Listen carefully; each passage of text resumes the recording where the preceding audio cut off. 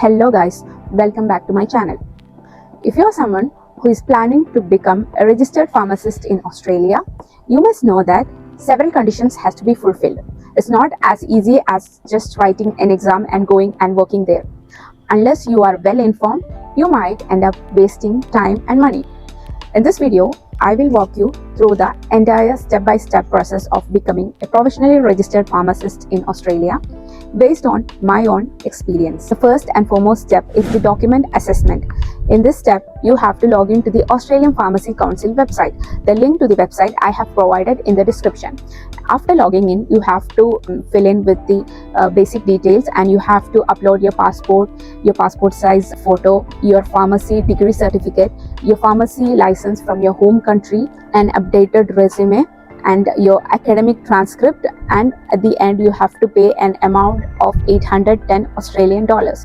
The academic transcript is basically a consolidated mark list, and you will get it from your university. My university was Rajiv Gandhi University of Health Science, Bangalore, and I went there and applied for my academic transcript by giving the mark list a copy of all the 4 years of B Pharma and paying an amount of approximately 1,000 to 2,000 rupees, and I got it by post 1 to 2 months of time. After all this process is completed and you are done with paying the fees, you have to wait for a period of 8 to 12 weeks time, during which the Australian Pharmacy Council will be verifying all the details you have provided. If they have any confusions, they will contact you via email. So it's always good to start the document assessment process early. So once you get a positive response from the Australian Pharmacy Council in the document assessment step, you can move on to the next step, that is the skill assessment.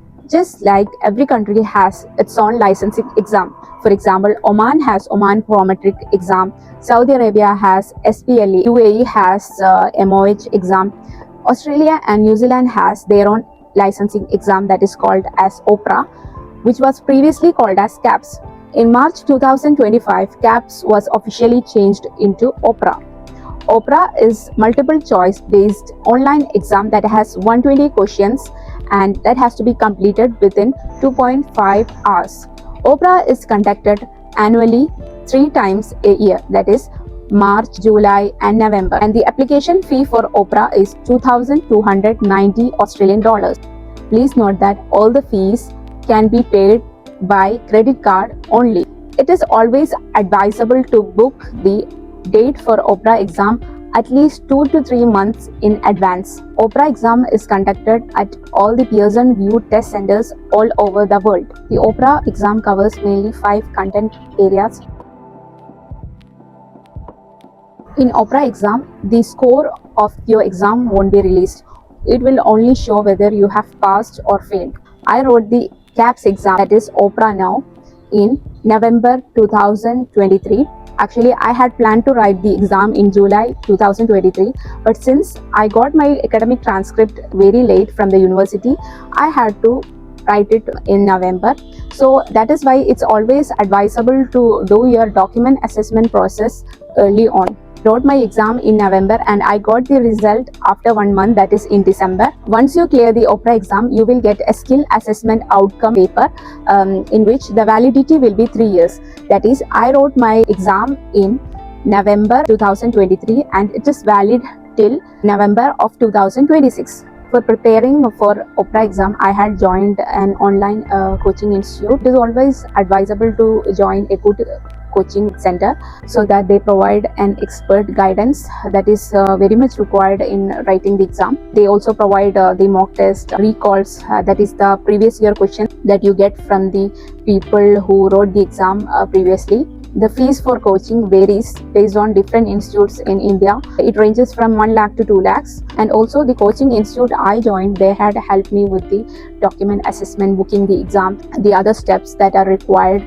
to be fulfilled to be the provisionally registered pharmacist in Australia. Some post services was done by providing extra service charge to the institute. Once you clear the OPRA, the next exam you have to attempt is English language exam.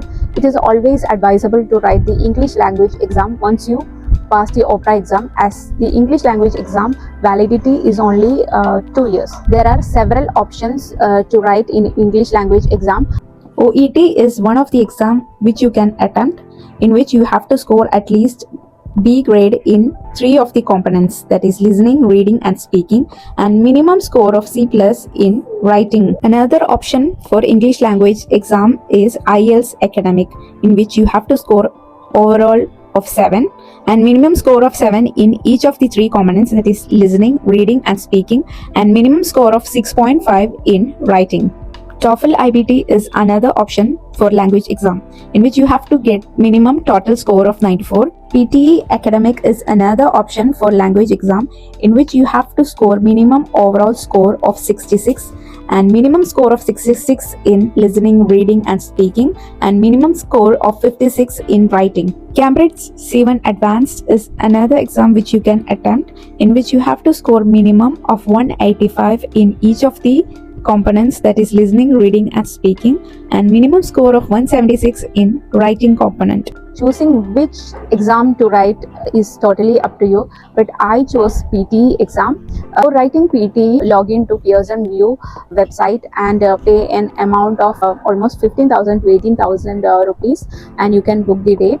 I wrote my PTE exam in February 2024 and got the result within 24 hours of writing, and it is valid till February 2026. If you are someone who is planning to work in New Zealand, it is better to write OET, as PTE is not an acceptable exam in New Zealand. So once you clear the English language exam and the OPRA, you can now apply for the provisional registration with AHPRA. You have to log in to the AHPRA, that is similar to the Pharmacy Council in India. The link to the AHPRA website is provided in my description. For this step, you will need a good standing certificate from the pharmacy councils of the countries wherever you worked. For example, I worked in India and Oman, so I had to apply for the good standing certificate in Oman and in India also. In Oman, it was an easy step. I had to apply for the good standing certificate through the Ministry of Health Oman website by paying a fees, and I got the certificate within 2 weeks. And in India, in Kerala, it was a bit more difficult, because I had to first get a character certificate from the village officer, and then I had to send this character certificate to the Kerala Pharmacy Council, and I got the good standing certificate within 1 month. You have to note that the good standing certificate has to be directly sent from the issuing authority to the AHPRA. If you send directly to the AHPRA, they won't accept. So the Pharmacy Council of the respective country has to directly send to the AHPRA via mail. Next step is you have to fill the AHPRA application form and pay around 366 Australian dollars. Along with have to upload your documents. Since you are applying from outside Australia, all your documents has to be notarized. This step was done by Coaching Institute, which I studied, and I had to pay an extra service charge to them. Another thing that has to be done is Fit to Work registration. That is an online criminal history check that is accredited by ACIC. Basically, you have to go to this website and you have to register. You have to fill in your details and pay an amount of almost 350 Australian dollars. Once you pay this, you will get a reference number which you have to provide to the AHPRA. So once you're fit to work, English language test, AHPR application, everything is done, you will get the provisional registration from the AHPRA within 1 to 2 months. This provisional license is valid 1 year and you can renew 2 times. That is, I got my provisional registration in May 2024 and I renewed it again in May 2025, and again I can renew once more in May 2026. With this provisional license, you can work as an intern under a registered pharmacist in Australia. So basically, the next step is you have to reach Australia and start your internship.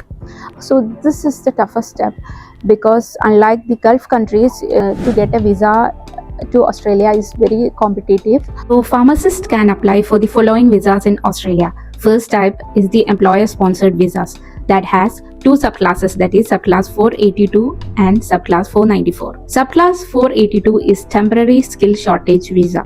This is a 2-year visa in which the employer sponsors you. It is renewable once you are inside Australia. The next one is subclass 494, that is a skilled employer-sponsored regional visa. This is a 5-year visa in which employer sponsors you to work in any regional areas of Australia. Regional areas in Australia means cities like Perth, Adelaide, Hobart, Canberra, Gold Coast, Darwin, etc. It means any place outside big cities like Sydney, Melbourne and Brisbane. Next visa option is the skilled migration visa, which are the subclass 190 and subclass 491. In this, you do not require any job offer. You get visa based on points. The eligibility criteria for this visa is that minimum you should have 65 points. You can check your points in the points calculator, the link for which I have provided in the description. The next eligibility criteria is that you should be under 45 years old. The next is that you should have at least competent level English. The next point is that you should pass OPRA exam. Skilled migration visas available for pharmacists right now are subclass 190 and subclass 491. Subclass 190 is an immediate PR visa in which an Australian state or territory nominates you based on your points. In this visa, you must live and work in the nominating state for at least 2 years. Subclass 491 visa is for 5 years, through which you can apply for PR after 3 years. In this, the Australian state or territory should nominate you, or if you have a relative who's a citizen or PR holder, they can sponsor your visa. You must note that higher the points, higher the chance of getting visa. So in my case, I have applied for 491 and 190 visas. I have done this step through a registered migration consultancy. My score for 190 visa is as follows. As my age is 31, that is between 25 to 32, it's 30 points. I have superior English language score, so I got 20 points. I have bachelor degree, so I got 15 points. Since 190 is a state nomination, the state gives you 5 points. Since I have a work experience more than 3 years, I got 5 points for that. To get extra 5 points, I attempted NATI Malayalam CCL exam, so I got 5 points for that. So it's a total of 80 points. My score for 491 regional visa is 90, as the state will give you 15 points in this case. Something to note here is that if you have worked in roles other than as a retail or hospital pharmacist, such as medical representative, regulatory affairs, etc., that work experience will not be counted. Only the experience you gained while working as a pharmacist will be considered. Once your visa is granted, you may be asked to submit bank statements showing the salary credited from the places you worked to verify your employment. If you are unable to provide this evidence, your visa could be possibly rejected. So when it comes to OPRA, the fresh graduates, that is people who have just graduated, can attempt OPRA. But the thing is that when it comes to the getting the visa step, it is very challenging. You have to have high points, or you have to already have an employer in Australia who is ready to hire you. If you have your spouse who can clear the language exam with high marks, that also adds to the point. So basically I am in that step. I am stuck in this step of getting visa. I have applied for 491 and 190 visas. I am basically waiting for the invitation. Once you get the visa and you get to reach in Australia, you have to hunt for internship again. Once you get the internship, you have to do it for almost 9 months. You will be paid half the salary of the registered pharmacist, and once 9 months period is over, you have to clear oral and written exam in Australia, and you will become a registered pharmacist. So I just wanted to say that it's a long process. It's not as easy as it look from outside. So in conclusion, I have to say that it's not an easy journey. There is like several steps involved in it, and you have to be going behind it like for several months, but the end result of this journey is a stable and respected career in Australia.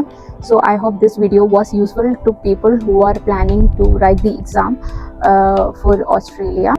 Thank you, and see you with yet another video. Goodbye.